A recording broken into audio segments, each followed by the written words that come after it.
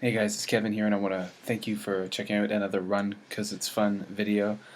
Now, this is actually kind of a response to a question I received on Twitter, and it was brought to me by someone who's training for a marathon, newer to running, and they wanted to know about having to go to the bathroom when you're running, and what do you do?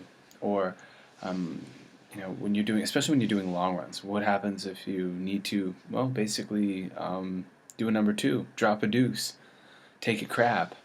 It's something that happens to all runners more than once, and it can be sometimes a little harrowing.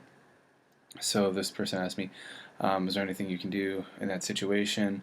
Also, what are some different kind of foods you can avoid maybe, or different things about diet to kind of avoid being in the situation where you might find yourself dealing with a turtle head or a prairie dog poking out as you're out for a run.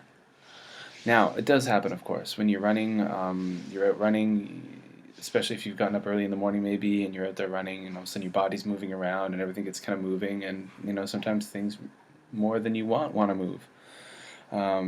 I've seen before when I'm on the website dailyoil.com, they often, in a nice way, refer to it as GI issues. When I was running, I had some problems with GI issues, so gastrointestinal issues. In my experience, I'm pretty lucky here in Japan because of the fact that convenience stores, which are just everywhere, tend to have public washrooms in them with toilet paper. Normally, not all convenience stores do, but most of them do. Also, there are quite a few public toilets around. Now, in Japan, if you're running and you need to deal with a public toilet because of an emergency, usually public toilets, like in a park or along the side of the road, don't have toilet paper. So if I have a feeling that morning that maybe there's something not right with me, I tend to run with this, which is like a little Asics running pack, and I tend to keep like my phone in here, or maybe ID, some money, things like that. And on days like that, I take a packet of tissue. Now you can buy these everywhere in Japan. I've seen them in Korea too. Elsewhere, I don't know. So I put this in here, and then I'm good to go. As far as foods to avoid, I would say basically, especially if you've got a long run coming up on a Saturday or Sunday, people tend to do their long runs on weekends. I would say avoid greasy food the night before. Avoid food that you may have never had before. So maybe, for example, you've never had a Thai red curry before. I'm sure it's going to be really delicious, but that Thai red curry that you've never had before, it might not be the best idea to eat that the night before a long run. I also tend to find that alcohol, for me personally anyway, can cause a lot of problems.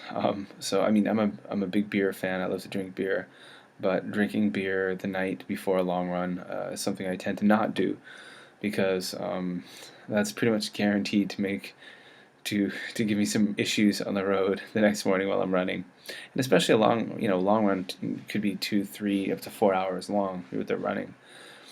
So stick with what you know. I tend to eat pretty much the same thing every morning for breakfast. I tend to have like 2 pieces of toast and like a 1 egg omelet. So I stick with that. That's what I eat because that's what I eat every day, and that never causes me problems. I avoid new foods, and I also again I tend to avoid alcohol the night before a long run.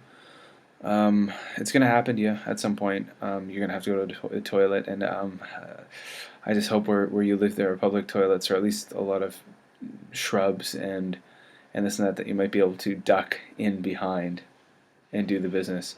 My favorite running podcast, Three Non-Joggers, had an episode where they talked about that, and they talked about how the host knew a runner who often would go for runs in the forest, like trail running, and then often come out with only one sock. So you know what he had to use.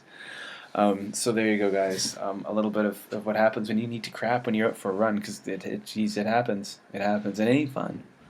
And those are a couple of terms for, I don't know if you've heard of that, but a turtle head and a prairie dog. We don't want those when you're running. Or you hear people having a gambler, where they think, oh, maybe I just have to fart, and then they realize it was more than just a fart. There you go. Some silliness. It's a pretty light topic, but it's not light when you're in the situation. You have to deal with it. So good luck to all of you out there running, and I hope you don't have to deal with any prairie dogs in the near future. So thanks for watching. Run, because it's fun.